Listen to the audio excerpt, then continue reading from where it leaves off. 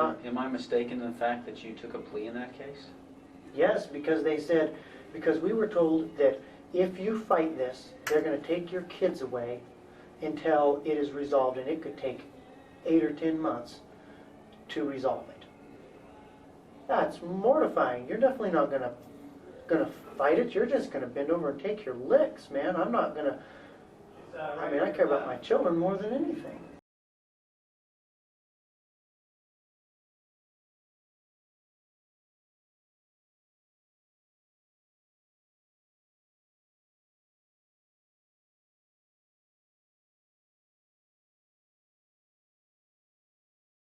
I've been pushing all of this to the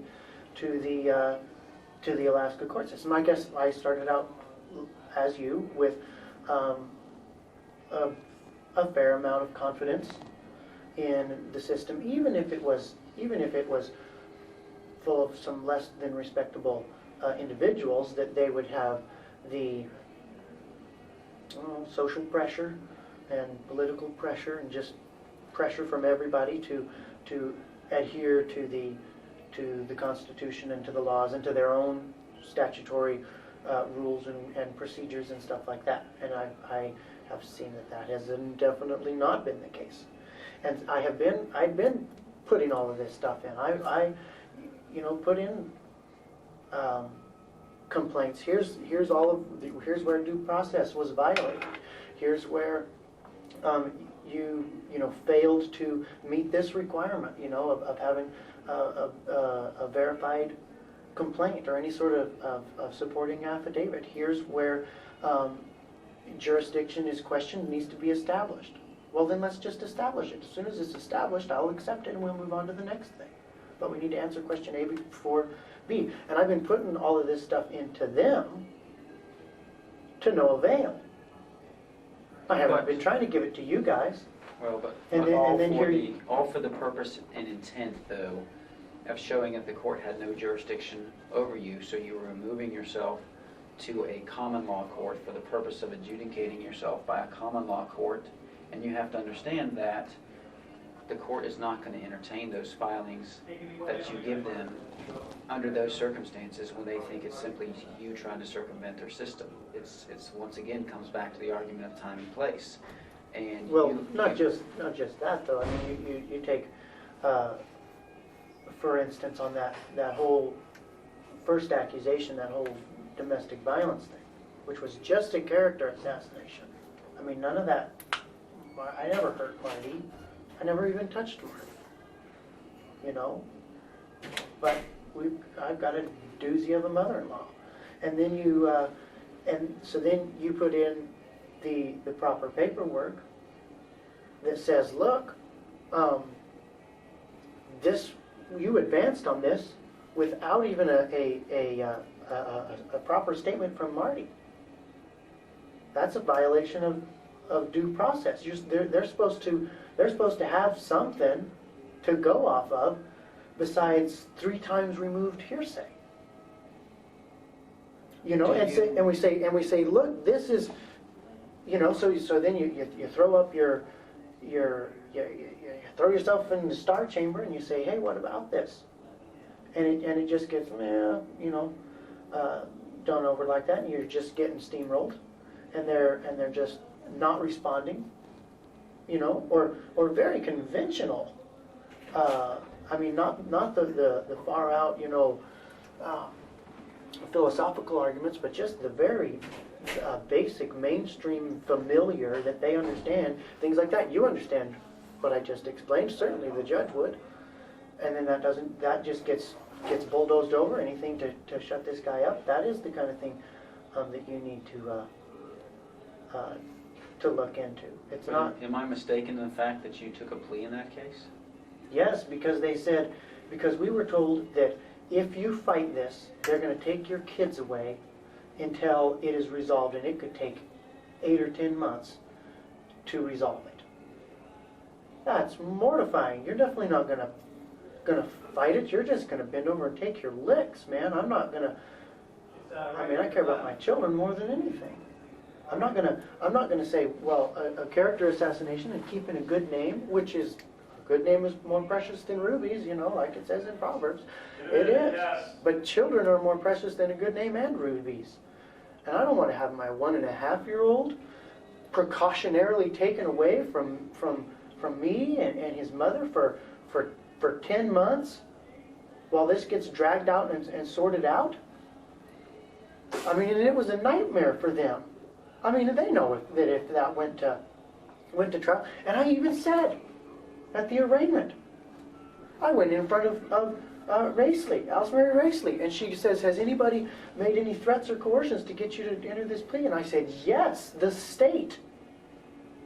And she laughed. Ha ha ha, has anyone besides the state? And I said, no. And she says, well, I find your plea knowing and voluntary. Well, I mean, that's not due process. I mean, you lodge you're acting out of fear, and because you know, just to preserve your family. I mean, you guys gotta see that, you know. And what do? You get you know, you've exhausted all of your forms of appeal. If that's the kind of thing that you guys are capable and equipped and tasked with looking into, well, then I want to supply you the springboard to look into that. Now, if there was, does that make sense?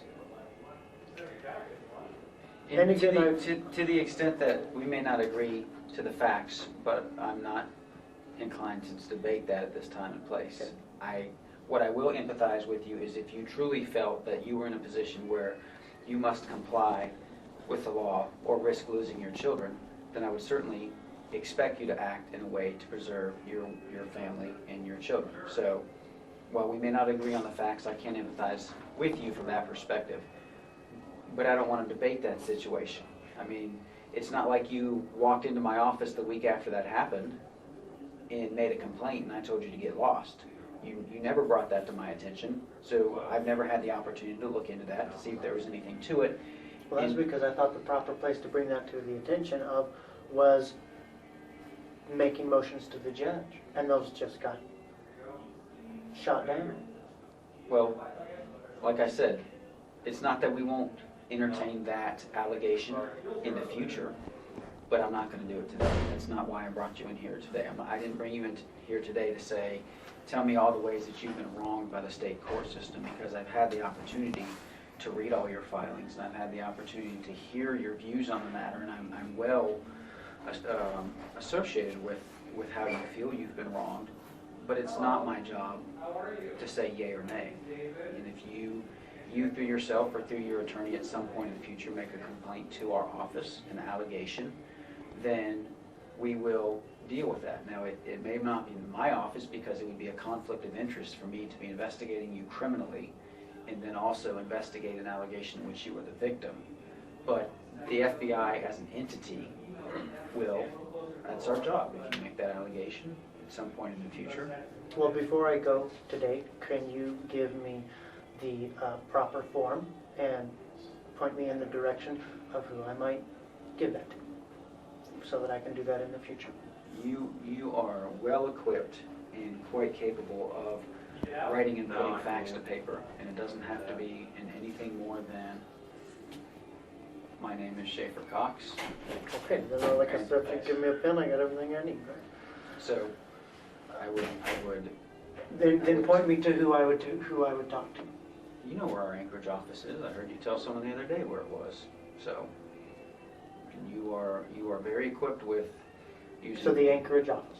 Sure. Supply it to them, and if our legal counsel there decides that it would be a conflict of interest for our division to look into a complaint from you, then they will have a completely objective and neutral party look into an allegation that you make.